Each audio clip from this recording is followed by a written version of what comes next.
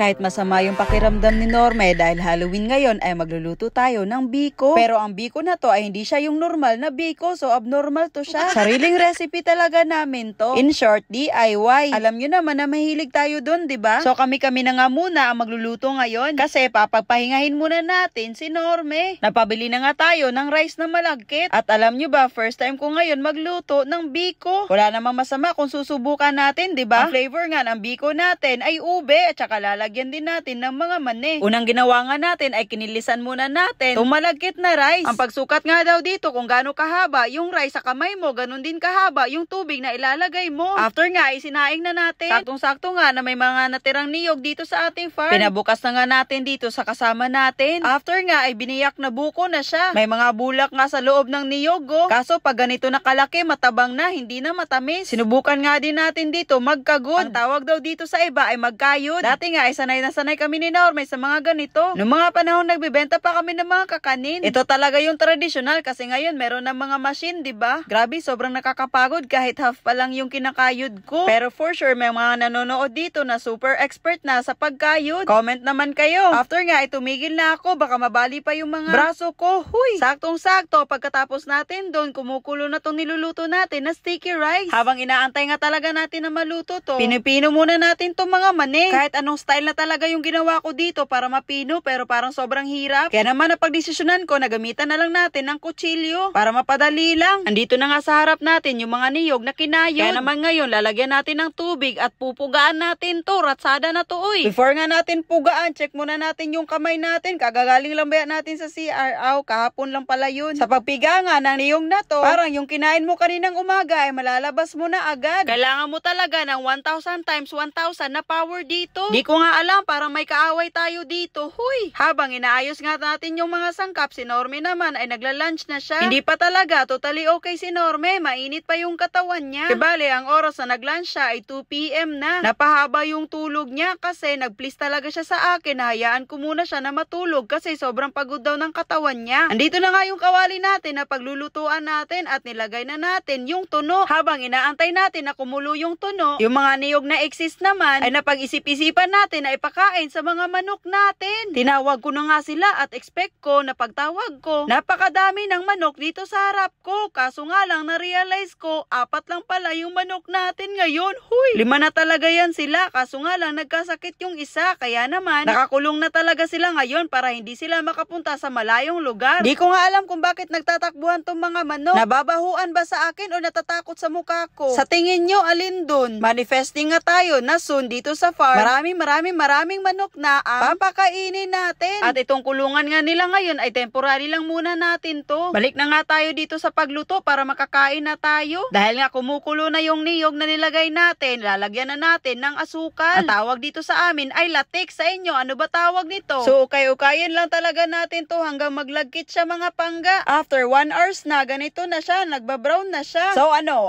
sa tingin nyo ang isusunod natin ngayon? Syempre, yung condensed milk, pero ube yung flavor. Gusto kasi namin to subukan sa biko. Tignan nyo naman si Norme sa likod ko, panay tulog. At tararan, ito na nga, lalagay na natin yung condensed milk. Di ko maintindihan sa part na to. Ube naman flavor ng condensed, pero parang naging tsokolate. Meron din tayong mango sticky rice na palpak dito, o tikim kayo. Tara, padala ko tong natitira dito. After nga ng condensed na nilagay na din natin tong mani para maluto siya kahit papano. Marami pala tayong assistant cook ngayon. At itong mga kombinasyon na ginamit natin sa ingredients sa biko ay halo-halo na din. Malapit na talaga nating malaman kung ano ba talaga yung lasa ng DIY biko natin. Tignan nyo naman, para talagang tsokolate ba? Chocolate, lat, choco. Basta yun na yun. At ito na nga siya at kailangan daw ng takip. Kaso nga lang, wala naman tayo nun. So kukuha na lang tayo ng dahon ng saging. Buti na lang may natirang 2 dahon dito. Tapos kukunin pa natin yung isa. Edi isa na lang talaga matira. Feeling ko sa pagsaluko ng dahon ng saging para ako naging superhero. Ay nako, balik na nga tayo dito. After nga natin matabunan to, ay aantayin muna daw natin na tumigas-tigas siya. Para nga daw mas masarap. Masarap ba talaga yung matigas? Habang inaantay nga natin yung biko ay nagluto muna tayo ng mani. Kasi nga sayang din yung natira. Di ko nga alam, parang sobrang naghihirap na kami kung bakit ganito pa yung mga luwag namin. Nagmekos-mekos na nga tayo dito. Tapos yung medyo nag-brown na siya, nilagay na natin yung mani para maluto agad. Ano pa ba yung tatagalan natin dito? Kakainin din naman to tapos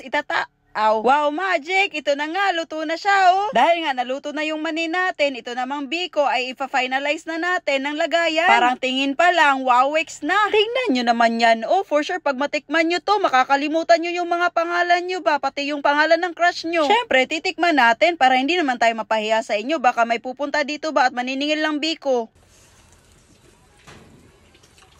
Legit, parang kalamay.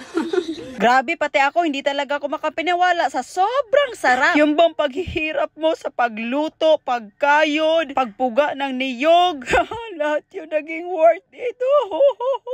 Merry Christmas and Happy New Year! Syempre, ito na yung pinaka-final. Lagyan na natin ng design. Dahil nga masarap yung luto natin ngayon, wag na kayong humingi ha. Bantay lang kayo. Lutuan na lang namin kayo pag bibisita kayo dito. Ay, grabe, sobrang sarap talaga. Kaya naman, papatikim na natin kay Norme. Ginising talaga natin siya. Oy, kasi proud na proud tayo sa naluto natin ngayon. So, ito na nga. Sana nga ay masarapan din si Norme sa niluto natin. Baka sabihin nyo na bias ako ba? Pagtikim ni Norme, hindi ko alam kung bakit wala siyang reaksyon. Tapos, bigla na lang na-realize ko na nga pala, pait yung panglasa ni Norme ngayon kasi may lagnat siya. So, safe tayo. Sayang nga lang kasi na-miss niya yung opportunity na matikman ang pinakamasarap na biko sa buong mundo. Kasi nga, totoo, wala siyang panlasa. Hoy! O siya, happy Halloween sa inyo. Ingat kayo ha. Bye!